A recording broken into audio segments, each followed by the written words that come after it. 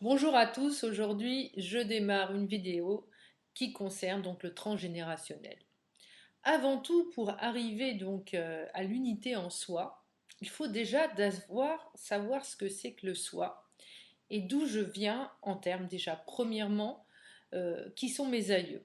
Donc cette vidéo c'est du transgénérationnel dont je vais vous parler aujourd'hui et en deuxième partie de vidéo aussi des postures karmiques, c'est-à-dire ce dont nous avons à lever, à réparer, à libérer, oui, à transcender, et qui vient de nos aïeux. Et on verra aussi qu'il y a aussi des forces qui peuvent aussi intervenir dans la transmission. Mais tout d'abord, le transgénérationnel, ça concerne en fait toutes les mémoires qui sont attachées à nos grands-parents, nos arrière-grands-parents, les mémoires positives, ce qu'on appelle aussi les fragmentations de personnalité, et qui a un autre plan de l'inconscient, l'inconscient familial, voyage, si je puis employer ce terme, à travers des plans. Et nous en héritons, et ça se transmet souvent dans ce qu'on appelle les croyances familiales, mais vous verrez que ça va au-delà de la simple croyance verbale. Il y a vraiment en fait un attachement invisible, une façon d'être, une façon de se positionner dans le monde qui agit à travers nous, à travers ces fameuses mémoires du transgénérationnel. Donc, quand on veut évoluer, quand on veut se libérer et vraiment vivre sa mission de vie, il faut déjà, tout d'abord, avant de commencer quoi que ce soit comme travail sur soi, s'intéresser à qui sont et qu'est-ce qu'ont vécu nos aïeux. Ça va passer par un exercice pratique, concret, qui va servir de trame à cette réflexion, cette introspection. Donc ce que je vous conseille tout d'abord, c'est de poser votre génogramme. Et par étapes, en partant de vous, bien sûr, de vos parents, chaque parent, donc mère, père, ayant eux-mêmes des parents, donc vos grands-parents, et au-dessus, donc quatrième niveau, vos arrière-grands-parents, donc vous-même, vos parents, vos grands-parents et vos arrière-grands-parents. Vous pouvez aller au-delà, mais la règle veut que les répétitions se reprogramment tous les 4 cycles.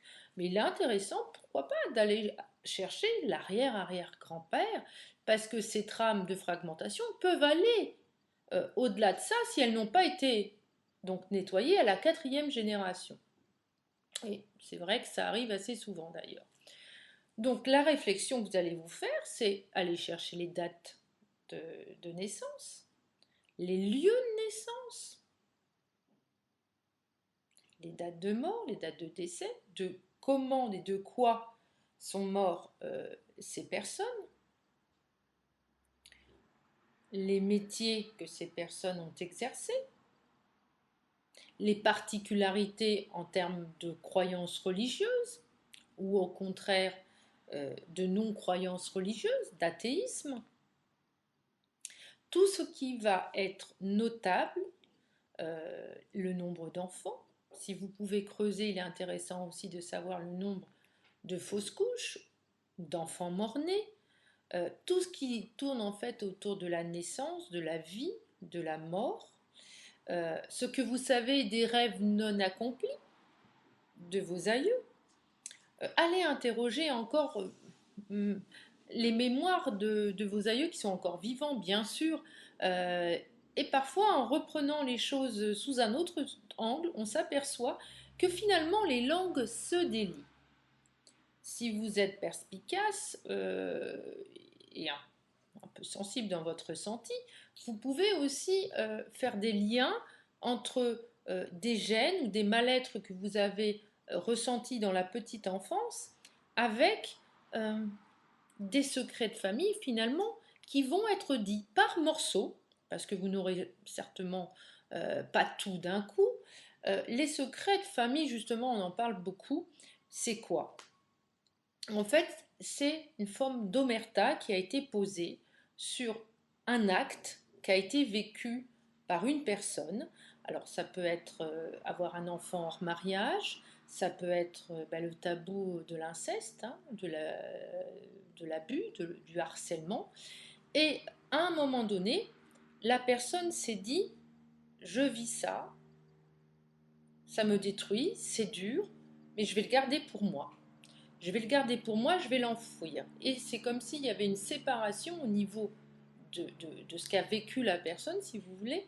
Et cette séparation va faire qu'il va y avoir une scission, mais que la partie souffrante, en fait, hein, qui a été mise de côté pour que cette personne puisse continuer sa vie, en fait, est toujours active. Et le plus souvent, c'est que cette forme éthérée active n'est pas libérée car la personne le garde pour elle. Évidemment, ça contamine autour d'elle ses enfants, ses arrière-grands, ses descendants, et ça va poursuivre comme ça. Donc, en menant ce questionnement, vous pouvez être amené donc à libérer une parole, à libérer une force qui, inconsciemment, vous portez en vous, mais tout d'un coup, la lumière va venir et vous allez faire des liens extraordinaires. Donc, prenez votre temps. Soyez fin dans les moments où il faut poser ces questions qui sont évidemment sensibles. Et puis aussi, il y a aussi tout en dehors des secrets de famille. Ça peut être aussi dans les secrets de famille, l'homme ou la femme qui a quitté le foyer pour aller vivre une passion ailleurs. C'est pas que de l'inceste, que des enfants hors mariage, hein, dans la liste des secrets de famille. Et puis aussi les secrets aussi tabous d'un enfant mort et qu'on ne dit rien. Il est mort à 3 mois, 6 mois, c'est resté pour le couple, pour la femme et pour l'homme. Et ce décès, en fait, le deuil n'a jamais été fait. Il n'est pas rare que l'enfant qui naît suite à ce deuil porte aussi les attentes inconscientes du germe et de l'embryon de l'âme de l'enfant qui est décédé. Donc ça, ce sont des précisions à apporter, mais vous verrez en posant les questions. Le tout, c'est quoi? C'est d'avoir une clarté d'esprit le plus possible de qui étaient vraiment ceux qui ont servi, en fait, qui vous ont donné la vie.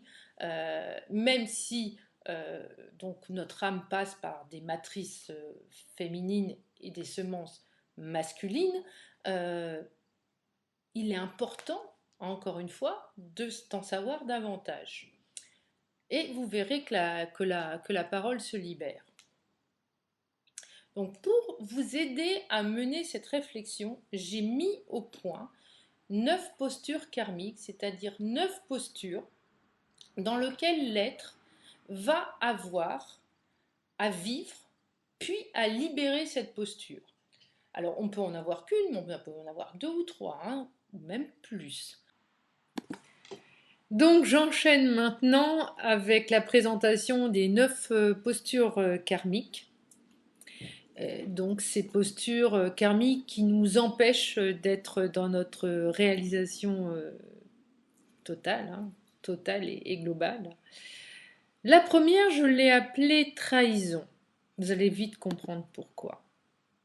Les questions à se poser, c'est qui a failli dans mes ancêtres à ses responsabilités financières, familiales, d'épouse ou d'époux, sociétales ou religieuses, au point de mettre dans une grande difficulté, voire le dénuement, sa famille.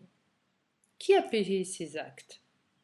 Il se peut que certains d'entre eux ont dû faire de la prison pour répondre de leurs actes, ou ont dû même s'exiler dans un autre pays, dans une autre région, voire donc à l'étranger. Les grands débordements émotionnels, à savoir le cœur plutôt que la raison. On peut même envisager une possibilité de crime passionnel, politique ou ethnique. Ça a failli par créer une empreinte dans cet inconscient collectif familial.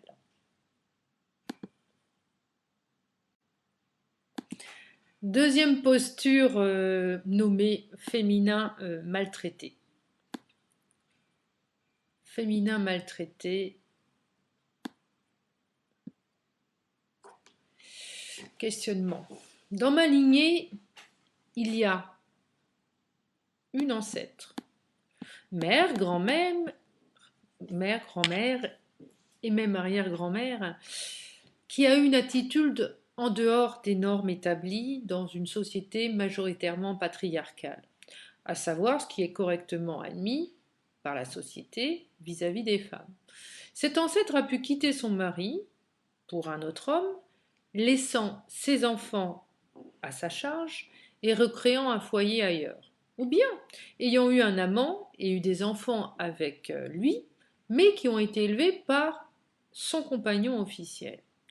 Il existe donc un secret de famille autour de la paternité au sein même de la fratrie. L'opprobre a été prononcé contre cette femme et le féminin représenté par elle a été dévalorisé et pèse sur la lignée des femmes. Une obligation de dette, en fait, inconsciente vis-à-vis du masculin, en même temps que de la haine et de la rage. En fait, il s'agit également, évidemment, du masculin intérieur en chaque être. Les questions à se poser. Est-ce que je porte inconsciemment une haine du masculin? Je prends peut-être une posture de courtisane ou de séducteur, parce que je peux être un homme ou bien une femme, et porter une posture du féminin maltraité.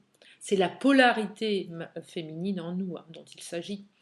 Ma valeur et ce que je suis dépend en fait du regard et de l'approbation de l'autre.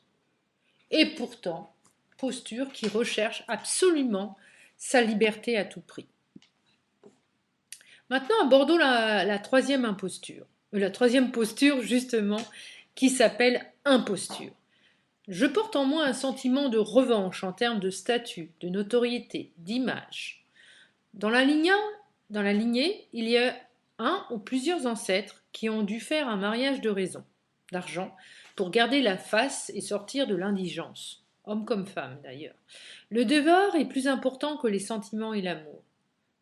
Il se peut même qu'un de mes aïeux ait usé d'une fausse identité pour arriver à ses fins et obtenir des privilèges.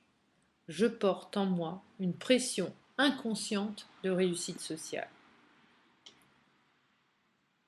Quatrième posture, je l'ai appelée maudit. Dans ma lignée, il y a des personnes, plutôt des hommes, qui ont une conduite à risque, ou bien qui avaient des dons atypiques, artistiques, non acceptés ou reconnus. Ces personnes ont été rejetées par leur clan. Ils n'ont pas été reconnus pour ce qu'ils étaient, pour les dons, et cela les a rendus violents et ont pu même avoir des démêlés avec la justice. Abus et inceste peuvent être au rendez-vous. Question à se poser. Je porte en moi cette incompréhension inconsciente venue de cet égrégore de violence, donc de souffrance familiale, et la résultante est ce que je me sens différent et non compris des autres. À présent, j'aborde donc la cinquième posture appelée indigence et aussi faillite de ses aïeux. Que s'est-il passé donc? Dans ma lignée, en fait, il y a eu l'un de mes aïeux qui a construit un patrimoine conséquent. Donc, un de mes aïeux avait vraiment construit la fortune de la famille et il jouissait d'une notoriété importante. Cependant, suite à des excès d'alcool, il a dilapidé en fait rapidement ses biens dans les jeux, donc je le disais, l'alcool ou les aventures ou autres, aventures féminines, masculines, que sais-je. En tout cas, son attitude a contraint sa femme et ses enfants, le noyau familial, à vivre dans la misère et la pauvreté, après avoir connu des fastes. Donc changement vraiment d'ambiance. Et qu'est-ce qui se passe? La question à me poser, effectivement, est-ce que je porte dans mon inconscient la peur, moi aussi, de connaître le manque à tous les niveaux? Et en conséquence, je suis économe, voire avare de mon énergie. Nous sommes dans une énergie de peur et la peur du manque. Sixième posture, enfin, appelée adoration fanatique. Là, il est question en fait d'un aïeul qui a été extrême dans ses comportements, extrême, excessif, envers sa foi, envers le religieux, envers les sciences ou même tout ce qui est de dogme, mais de façon excessive. Il a pu commettre un délit ou même un crime grave, et alors là, il a dû fuir et s'extraire à la justice pour échapper à une sentence. Ça a donc créé en fait des tabous ensuite au sein de la famille contre cet aïeul qui est parti en laissant les gens encore une fois démunis. Mais ce qu'il faut bien comprendre, c'est que c'est la source, on est aussi dans une posture de peur, c'est vraiment la peur des extrêmes et la peur de tout dogme excessif. Donc la posture, elle va être dans une posture de doute. Est-ce que je crois est sûr ou pas en fait, hein. Et est-ce que je porte en moi de façon inconsciente la peur des extrêmes? Est-ce que je suis assez attentif à rester dans le juste milieu établi par la société, la hiérarchie, la famille et même mon couple? Voilà. Septième posture, pestiférée.